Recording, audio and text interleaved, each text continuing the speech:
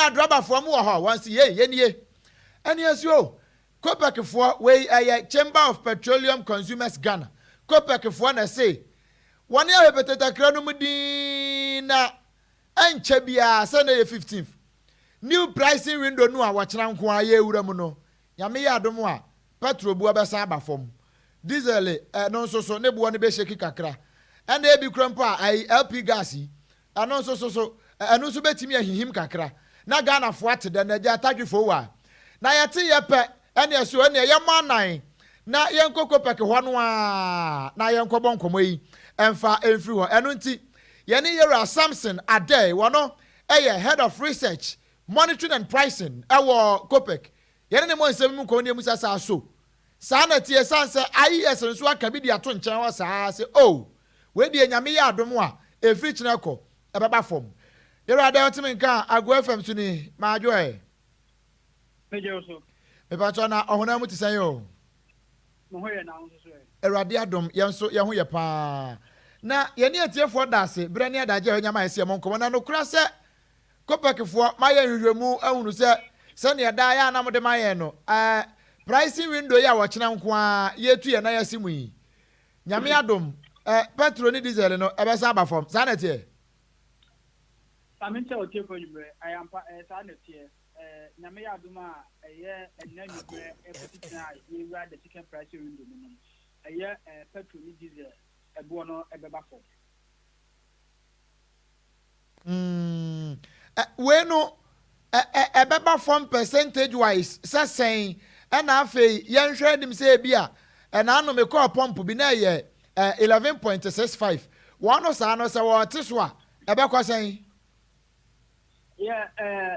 petrol diesel ye bet so by 3 to 4%.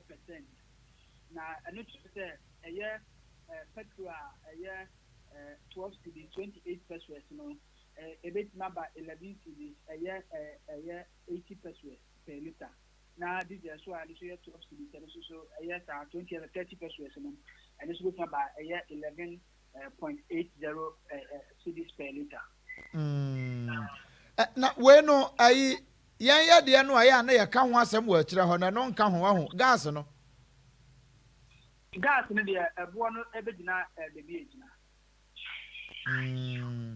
we no dollar no na still wo ba fom ana amansan dwaso no na no so aba fom kakra ntina ye behunu ni sei ana ne miero nyina de kabom. Yes, amansan dwan esobo no asaba fom biom osha last 2 weeks no eba fom na asaba ekofom biom because if we 85 dollars to the barrel no about the do 76 dollars per barrel eba fom ta na say reflect your local pump no e wa ha say because the international market price near one major component it determines one the cost and say eba fom ana cd so etimi pege na muki tuwa bi be 0.08% eka ho nti eno so boa kakra bi ma ebo no a so te wo dwama so eno so timi translate eba local price eno so boa no so ete enti we no agya wadama minimisa wo nya amanyo asem na so boa me we amanyofo no ntimi nka se wo na aya ama na basa ho ade ejama so bo na ate ama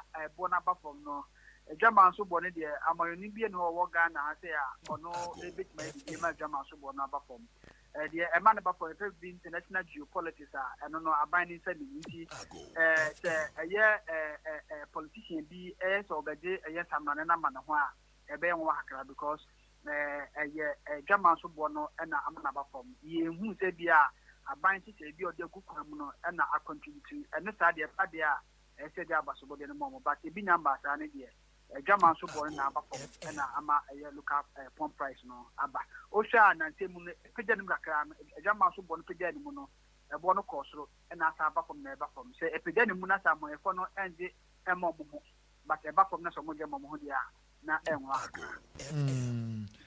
mensan fam ko achi kakra bi na yemfa mo yenkomo yi tofa kakra yenkomo bia ya na yedi a ba ko bi a wan kofa ba ya wan frɛ no gold for wire no ya na me pese ye ka kakra esan se petrol sem no nyina ka ho Say good for wire atonsium and egusu ho. Mean to mean can say atonsium and I say entonsium, but Nkawkaw a dinka back and then and says Nkawkaw a coma yenya we can do yenya near 20th consignment said baba. Yanti BBI free NP for her a third consignment at the group and Osha a Bretintina second consignment in the buyer. Now I did not third consignment in the buyer. A idea I think a master of Mujumet, you know, attention nasi be breed. Now they be after me can say a buying a day a year she say be back. Now a year structure ya build the energy sector, the friends that do regulation, you know. She yiku honoma I just said a higher part because Ushama a year Bretintia a year good for all your attention in nasi. Then yeah deregulation Emma and Sanfra who coin Emma Mutimikafa Muniba Emiena and can home back because the cashier you need to a bunch and so in Nadia what I say you no a year Nkawkaw Modisha down we cannot perform into deregulation a idea a boy pan and she be a buy there so you be yet to honor young union they're good for all your back any ma I am quite guy and can you not be our Yeah. Brasa me ansa na meja mu akono bo me na san sisu bio afa no obi atuni in wotie se mo se efri china ko petrol any diesel price no e be kof makodru be sesen petrol e be tima ba fo be do 11 cedis 80 pesos per liter na diesel swap from to 11 cedis 80 pesos and after 11 cedis 70 pesos per liter. Okay. Pani ya nase ni amfa enkomo nsia bibia san ba kire bio a e baba no abo an agenkyere. Okay, Miss Madam. Right. Abusia ni pen ne bon komo yi Sampson Addae wono head of research, pricing and monitoring wo COPEC. Na wono de no na won wie ye pe na Institute for Energy Security. IES for so say yensu ye nie ene yesi o munchire mu ne yanhwe ene won se o won de won ba modin ahwehwe mu no me pa cha otie o on se me shada ma Sampson Addae esi so ote kakra COPEC fo de no IES fo se wan so se si e ba bia won ginan wen hu ne se petrol no ebetimi akwa akodru te se 12 cedis 30 pesos ena diesel no so be ko 12 cedis 15 pesos enti ehon so de no ba bi egina no we ye IES fo de na ni gina mu no pani a wono eba modin a egina simpie ni apaso ene omanfo bo nkomo Dr.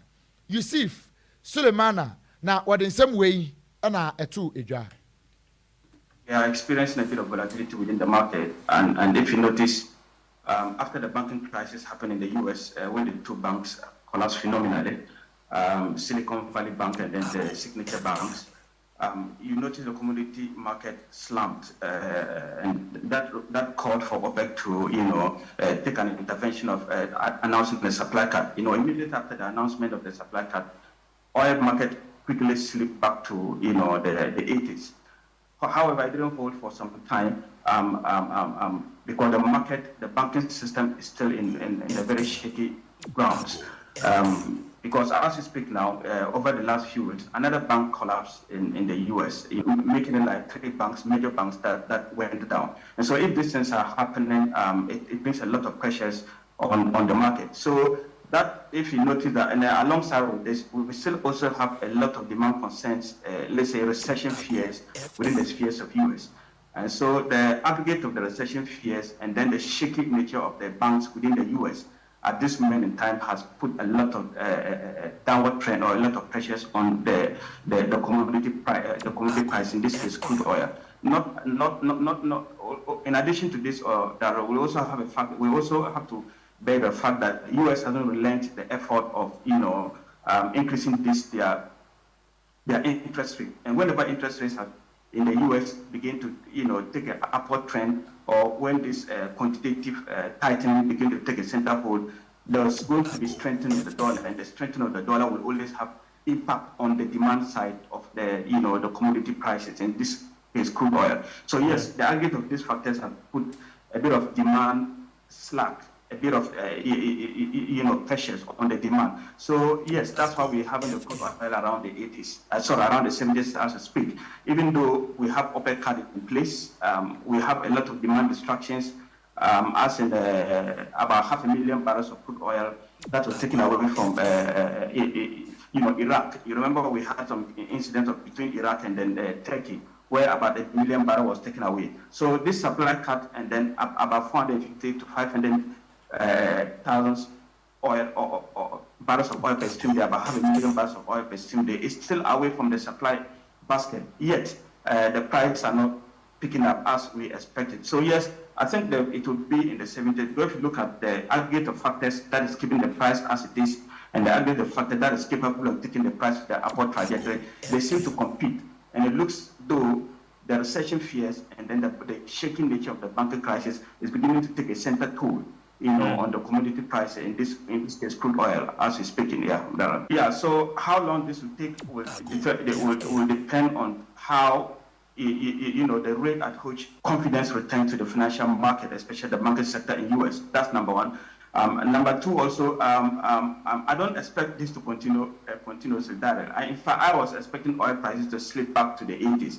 But if I look at what is keeping it now, the pressure that is keeping it now, Darrell, is just the slow demand in China. China has been the record for a force to reckon with in terms of what the commodity sells in the international market.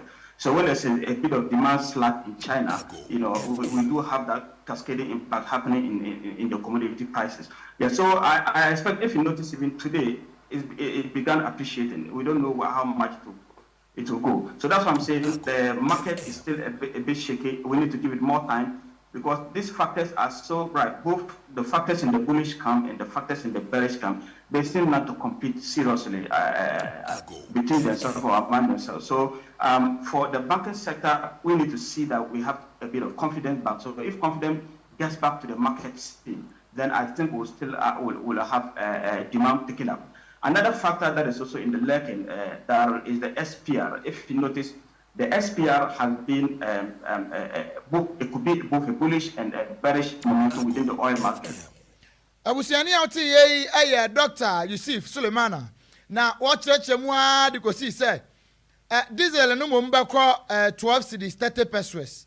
Na petrol no about 12 cedis 15 pesos. And LP gas no, and also 1 kilo bia. So I'm the end there and liter. I'm the kilo. Into 1 kilo bia and buy 12 cedis 12 pesos or another 12. Into 12 and one on soda. Send your dad the horse up where I as a full projection. And I COPEC for the answer 11. But diesel in here 11.67 and diesel in here 11.51 and petrol no here 11.67. Into wine the no. Into the alcohol pump now say Ukohunu say, oh, I had the no the nan come say 11 had then 12. Nina no Obiana the day or the Shabbai. Additional my